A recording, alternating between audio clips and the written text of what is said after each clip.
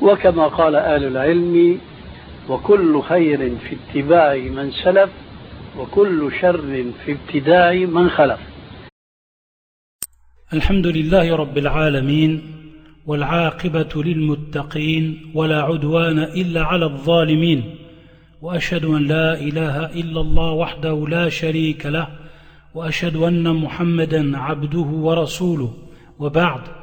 Dans cet audio qui date du 25 Jumad al-Oula de l'année 1437 hégérienne et qui correspond au 5 mars 2016, je vais parler à propos d'un tweet que j'ai diffusé sur mon compte Twitter et qui avait pour sujet la mise en garde sur un livre qui est vendu et qui est donc propagé par une maison d'édition qui s'appelle Al-Bayyinah. Ce livre qui a été écrit par, entre parenthèses, je cite, un historien, comme l'ont défini ceux qui vendent ce même livre, et qui en réalité tout, sauf un talib al-ilm, un étudiant en sciences religieuses, bien évidemment. Vous avez donc un aperçu du style d'auteur que l'on vend sur des sujets religieux, car le livre, c'est un sujet religieux.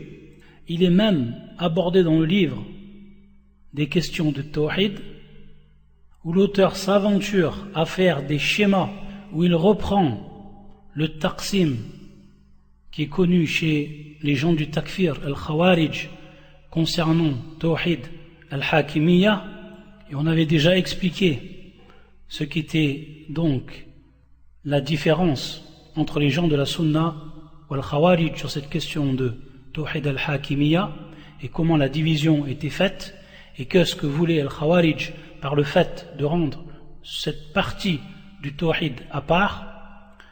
Donc, lui, il reprend cela en se basant bien entendu sur des écrits et des livres parmi les takfiriyin contemporains et parmi eux Abu Muhammad al-Maqdisi, et ce qui nous amène ici donc à citer que les références dans ce livre-là, quand il s'agit donc de parler de questions religieuses comme ces points-là, les références ce sont donc Abu Muhammad al-Maqdisi, ce sont Abu Qatada, Mohammed Qutb, son frère Sayyid Qutb, Safar al-Hawali, etc., etc.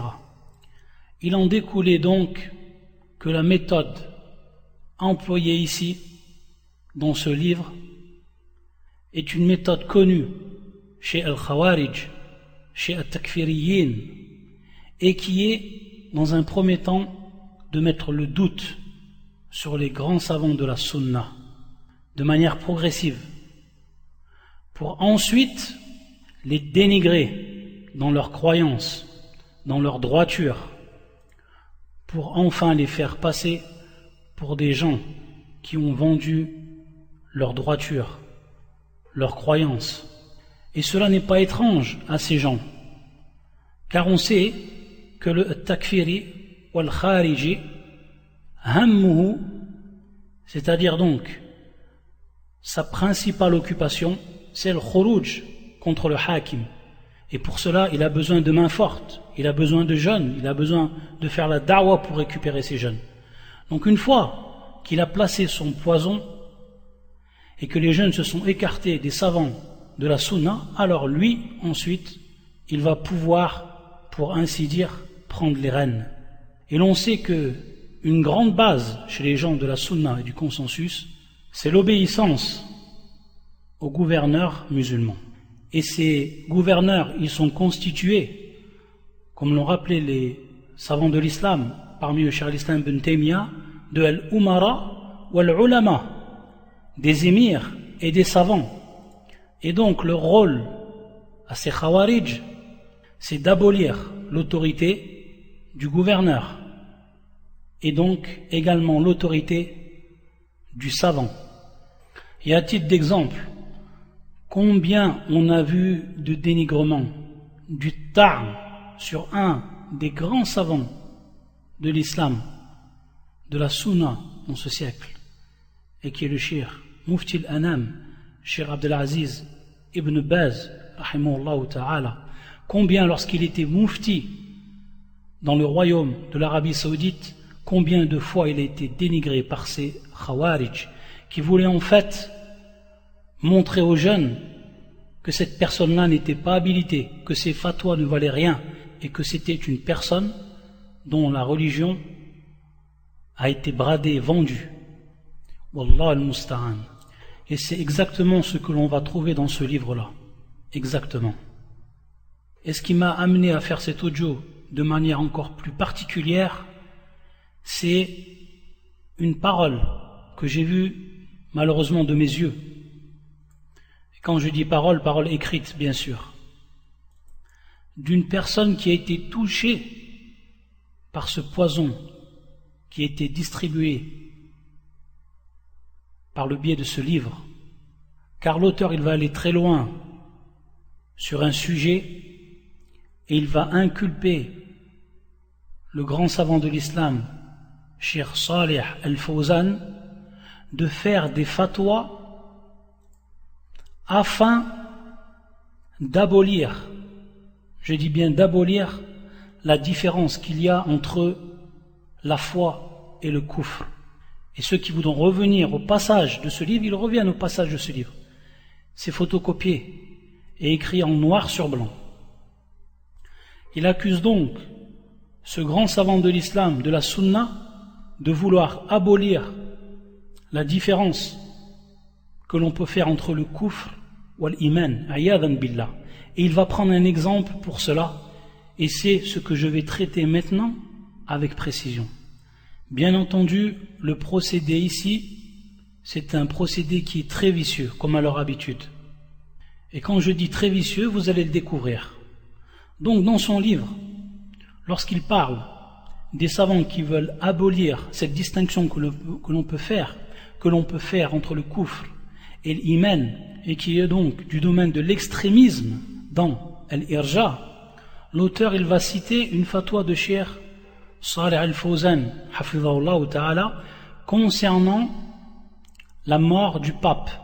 Donc une personnalité religieuse connue, le pape, lorsqu'il est mort. Donc on a demandé à Cheikh Al-Fawzan, est-ce que l'on peut dire que cet égaré va aller au feu? Le cheikh donc il va répondre, et il va dire, tu ne sais pas s'il est mort sur la mécréance. Ne sois pas formel, tu ne peux pas être formel qu'il soit mort sur la mécréance. Tu ne peux témoigner d'un individu précis qu'il fait partie des gens du paradis ou de l'enfer, excepté si le prophète sallallahu alayhi wa sallam a témoigné. Allahu a'lam, c'est pour cela que tu ne peux être formel sur le fait qu'il fasse partie des gens de l'enfer. Ici donc, la fatwa traduite et reprise dans le livre, elle s'arrête. Et il va dire ensuite, l'auteur ici, l'argument est clairement de type murjit, en reléguant le jugement à Allah seul et en refusant de se prononcer ici-bas sur les plus flagrantes évidences. Donc voilà ce qui est dit. Une argumentation qui est clairement de type murjit. Le premier point ici, c'est que la fatwa du cheikh, elle n'est pas terminée, et donc ici elle est coupée.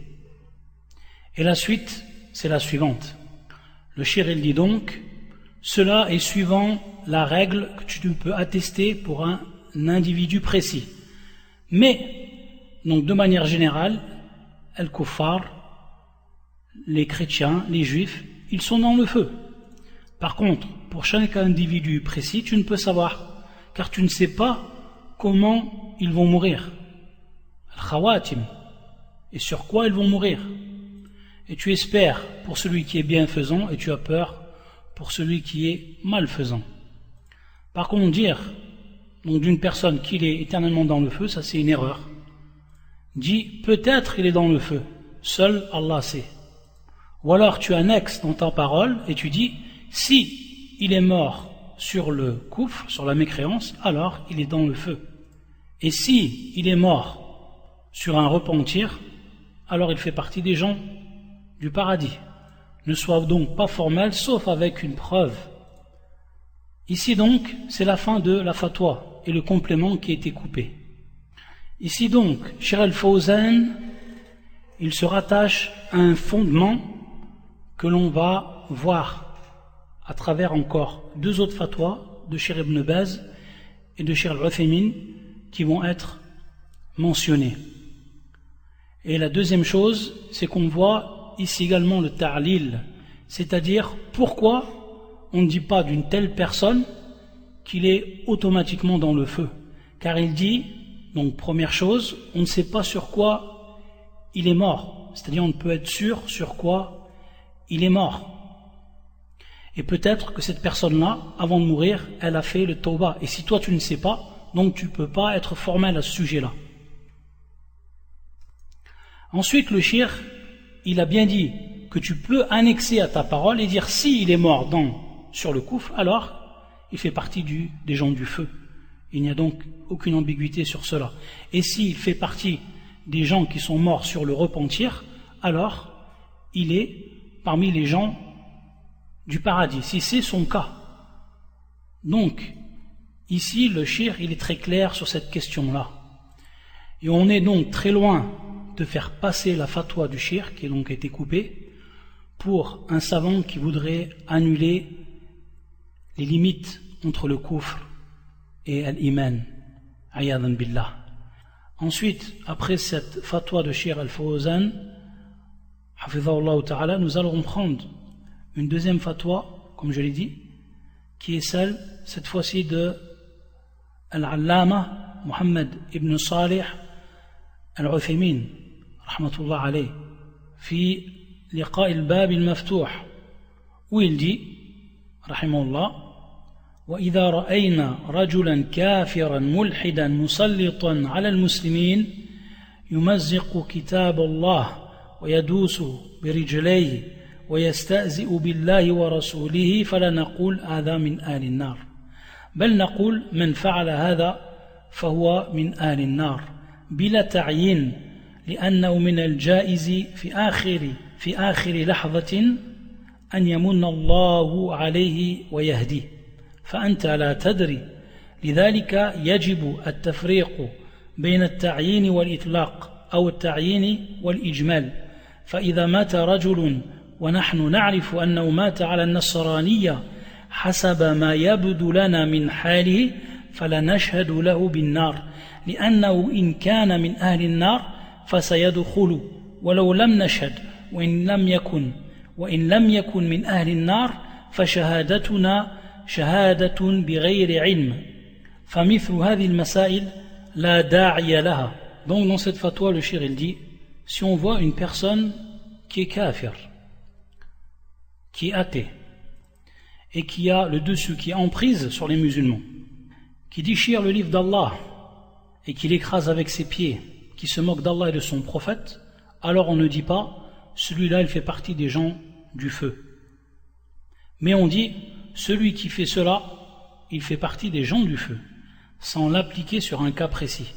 Pourquoi? Parce qu'il se peut qu'à la fin de sa vie, Allah Azza wa Jal le guide, sans que toi tu le saches. C'est pour ça qu'il est obligatoire de faire la différence entre désigner une personne précise et désigner un cas général. C'est pour cela que si une personne meurt et on sait qu'il est mort sur An-Nasraniya, sur le christianisme, par rapport à ce qui nous est apparu de son état, alors nous ne témoignons pas qu'il va dans le feu. Car si il fait partie des gens du feu, alors il va y rentrer, même si on n'en témoigne pas. Et s'il ne fait pas partie des gens du feu, alors notre témoignage est un témoignage basé sur l'ignorance. Ce genre de question, elle n'est pas utile ici donc à citer, à exploiter. فلو قال قائل مات رجل من الروس من الملحدين مات رجل من الأمريكان من الملحدين منهم مات رجل من اليهود من الملحدين العنه واشهد له بالنار نقول لا يمكن نحن نقول من مات على هذا فهو من أهل النار من مات على هذا لعناه أما الشخص المعين فلا ولهذا كان من عقيدة أهل السنة والجماعة قالوا لا نشهد لأحد بالجنة أو بالنار إلا لمن شهد له النبي صلى الله عليه وآله وسلم ولكننا نرجو للمحسن ونخاف على المسيء هذه عقيدة أهل السنة والجماعة. Et la suite de la fatwa, elle est ainsi, il dit rahimahullah, si un homme meurt parmi les Russes, parmi les athées, ou parmi les Américains, parmi les athées, ou parmi les Al-Yahoud, les Juifs, alors maudis-le et témoigne-lui du feu, on va dire ceci n'est pas possible. Nous disons, celui qui est mort sur cela, alors il fait partie des gens du feu. Celui qui est mort sur cela, alors on va le maudire. Par contre, la personne précise, fala, on ne peut pas, non. Et c'est pour cela que la croyance des gens de la sunna et du groupe du consensus al-jama'a, ils disent, nous ne témoignons pas pour une personne du paradis ou du feu, sauf ce que le prophète sallallahu alayhi wa sallam a témoigné. Mais nous espérons pour le bienfaisant et nous avons peur pour le malfaisant. Ceci est la croyance des gens de la sunna et du consensus. Ensuite, une troisième et une dernière fatwa de l'imam Abdul Aziz ibn Baz, rahmatullah alayh, lorsqu'on lui a posé la question sur cette ibara, sur cette formule, al-maghfour lahu fulan, c'est-à-dire celui qui a été pardonné, en citant le nom. Le cheikh va dire donc il n'est pas permis de dire cette formule d'après les preuves légiférées. On ne peut être formel, car seul Allah Azza wa Jal connaît la vérité des choses, subhanahu wa ta'ala. فأهل السنة والجماعة يقولون لا نشهد لمعين بجنة ولا بنار ولا بالمغفرة إلا من شهد له الله أو رسوله عليه الصلاة والسلام ولكن نرجو للمحسن ونخاف على المسيء.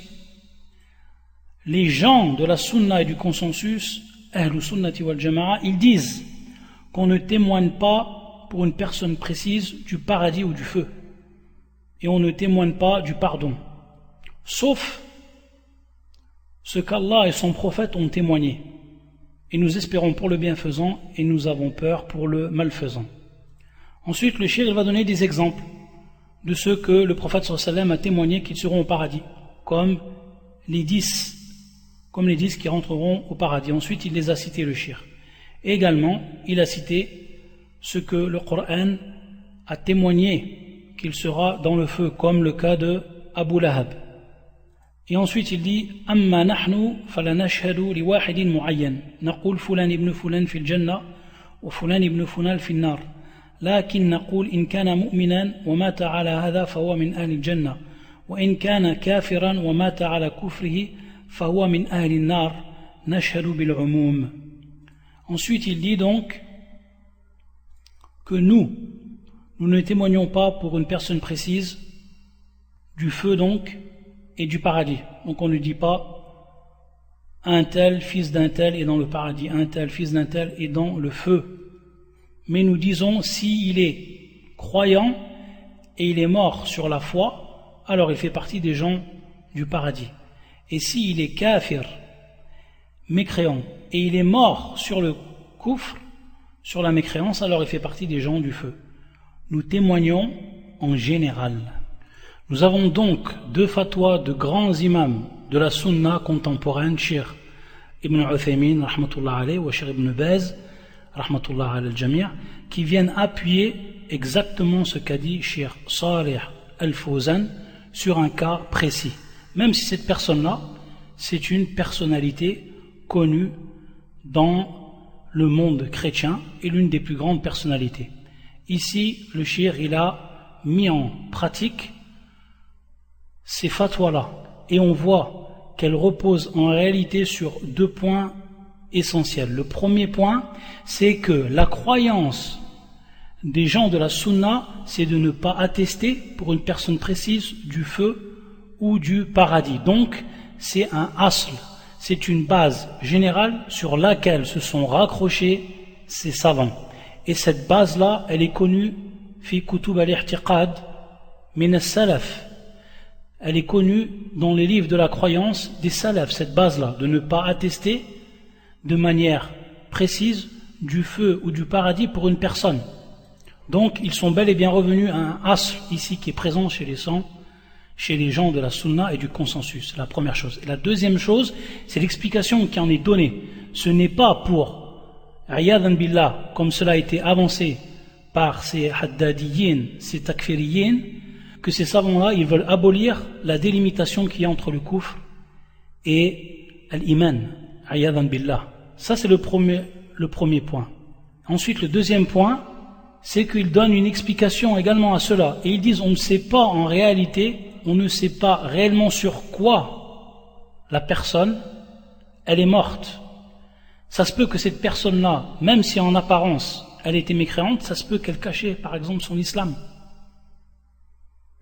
Ou alors ça se peut qu'au dernier moment, et nous on ne le sait pas, elle a fait tauba, elle est rentrée dans l'islam. Ça peut être également le contraire, pour une personne des gens de la foi, qui au dernier moment renie sa foi, sans que nous le sachions. C'est pour ça que Cheikh Al-Fawzan, dans une autre fatwa également, il va dire El-Yahudi qad yatub 'inda al-maut ou al-kafir ou al-nasrani, c'est-à-dire le juif il peut se repentir au dernier moment avant sa mort, de même le mécréant, de même le chrétien. Mais ici un point important, c'est que, comme il dit le Cheikh Al-Fawzan, nu'amiluhum mu'amalat al-kuffar, c'est-à-dire que notre relation avec ces gens-là, c'est la relation qu'il y a entre un musulman et un kafir. Donc on se comporte avec eux de leur apparence, c'est-à-dire qu'ils sont mécréants. Mais le hukm dans l'au-delà, le jugement dans l'au-delà, ça sera auprès d'Allah Azza wa Jal, car comme le dit Cheikh Ben Baz, on ne sait pas totalement la réalité, al-haqa'iq, et comme on a dit, il se peut qu'il se soit repenti au dernier moment. Ou dans l'autre sens, il se peut qu'il ait renié sa foi au dernier moment. Wallahu ta'ala a'lam. Donc on voit ici la méthodologie de Al-Haddadiyya, la méthodologie, la voie de ces Haddadis. Ils font en réalité du ta'am, du dénigrement sur les savants de la sunna, mais avec une voie qui est vicieuse et bien souvent indirecte. Et ils prennent ce genre de questions et qui sont souvent en relation avec un hukm, un jugement qui est général et un jugement qui est particulier, c'est-à-dire donc ici le fait d'appliquer le jugement général sur la personne bien précise. Et cette question-là, elle n'est pas la seule utilisée par ces haddadis. Il y a également la question de al-udhru bil-jahl, l'excuse par l'ignorance. Il y a la question de al-hukm bi ghayri ma anzalallah, l'application, le jugement par une autre loi que celle d'Allah Azza wa Jal, etc. Ils essaient de faire passer les gens de la sunna pour des murji, et dans le but de faire apparaître leur voix, ou de faire apparaître la voix des takfiriyin, des khawarij, comme la voix du juste milieu, celle qui est en accord avec la religion d'Allah. Et donc la question qui est posée ici, qu'on a affaire à un tel livre, qu'on a pris connaissance de ce qu'il y avait à l'intérieur de ce livre, une voie tracée, une voie argumentée, entre parenthèses, pour tenter de montrer aux gens la voie du takfir, c'est la bonne voie, en prenant comme référence, comme j'ai dit au début de l'audio, des têtes de ce manhaj. Comment peut-on distribuer un tel livre qui est rempli de poison aux jeunes de cette communauté? Ça, c'est une grande question, avec un grand point d'interrogation. Je reviens également à ce que j'ai dit au début de cet audio concernant une parole écrite que j'ai vue sur Twitter d'une personne qui d'un côté vend des livres de Cheikh Al-Fawzan, hafidhahullah ta'ala, et qui en même temps, après avoir été contaminé par ce poison-là, va dire à la suite de la fatwa de Cheikh Al-Fawzan que la parole de Al-Fawzan, comme il dit, Al-Fawzan, ce n'est plus du irja qu'il dit, mais c'est du kufr. Comme ça, ce n'est plus du irja qu'il dit, mais c'est du kufr. C'est-à-dire qu'on a dépassé ici le irja. On est rentré dans le kufr complètement. Voilà comment ces jeunes ils sont éduqués. Comment, après avoir distribué ce poison-là, on en arrive à de telles paroles. Et comment le poison il a fait effet dans le cœur de cette personne-là, lorsque en fait, et en réalité pour lui, ce savant-là, il ne vaut plus rien à ses yeux. Lorsque il est capable de dire des choses de kufr, des paroles de kufr. Et ils sont arrivés donc à leur résultat. Cheikh Al-Fawzan, on sait, c'est un grand savant en Arabie Saoudite et qui a une autorité, ici, dans ses fatwas, dans sa science. Et le faire tomber, c'est comme je l'ai dit au départ, qui est d'abolir ce asl, cette base, et qui est l'obéissance au gouverneur musulman. Une base chez les gens de la sunna et du consensus. Et bien, là, je vais faire bientôt un audio sur des règles en or concernant cette base-là, tirée d'un livre du cheikh Abd Salam ibn Barjas Ali Abd al-Karim rahimahullah ta'ala. Wa fil khitam, je rajoute un point concernant la question qui est d'attester du feu de l'enfer pour la personne précise parmi les mécréants qui meurent sur Al-Kufr, sachant que parmi les savants de Ahl Sunnah, ceux qui ont dit que attester de l'enfer pour une personne mécréante et dont on sait qu'elle est morte mécréante, ça n'entre pas dans la grande base ou l'asl qui est de ne pas attester du feu ou du paradis pour une personne précise. Et ils ont pris comme preuve le hadith qui est rapporté par l'imam At-Tabarani rahimahullah et qui a été authentifié par Cheikh Al-Albani fi silsilat as-sahiha. Le numéro du hadith c'est le 18.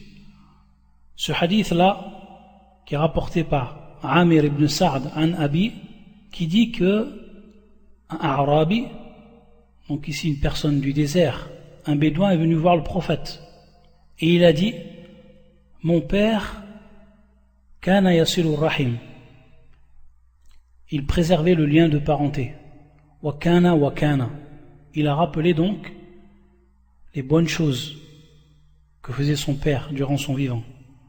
Fa ayna huwa, il lui a demandé où il est. Le prophète sallallahu alayhi wa sallam, il a répondu: finnar, dans le feu. Fa ka'anna al-a'rabi wajada min dhalik, comme s'il avait trouvé une gêne d'entendre cette parole dans son cœur. Il a demandé au prophète sallallahu alayhi wa sallam: fa ayna abouk, où est ton père? Et le prophète sallallahu alayhi wa sallam, il a répondu: haythuma mararta biqabri kafir fabashshirhu bin nar. Lorsque tu passes devant une tombe d'un mécréant, quelle qu'elle soit, alors fais-lui l'annonce du feu. Et ensuite, Al-A'rabi, lorsqu'il a entendu cela, il s'est converti. Et donc, parmi les savants, ceux qui ont dit, et ceux qui ont pris ce hadith, et qui ont dit que il était donc une exception à cette règle générale. Et ils en ont conclu qu'il était donc autorisé de dire d'un kafir, s'il est mort sur le kufr, qu'il est dans le feu. Et parmi ces savants, Cheikh Saleh al-Cheikh, comme cela est dans son explication de Al-Aqidah At-Tahawiyya. Et que vont-ils dire à propos de Cheikh Saleh al-Cheikh, qui lui ministre en Arabie Saoudite? Que vont-ils dire à son sujet?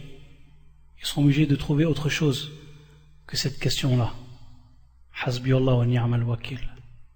Et si j'ai montré cette parole-là, c'est pour bien comprendre qu'il y a deux avis sur cette question-là, et qu'elle repose sur des preuves, qu'elle repose sur des bases, et que on n'est nullement en droit de dire que celui qui dit cette parole et qui l'applique, c'est-à-dire donc le premier avis qu'on a vu au début, que c'est min bab al-irja, et encore pire, min bab al-kufr.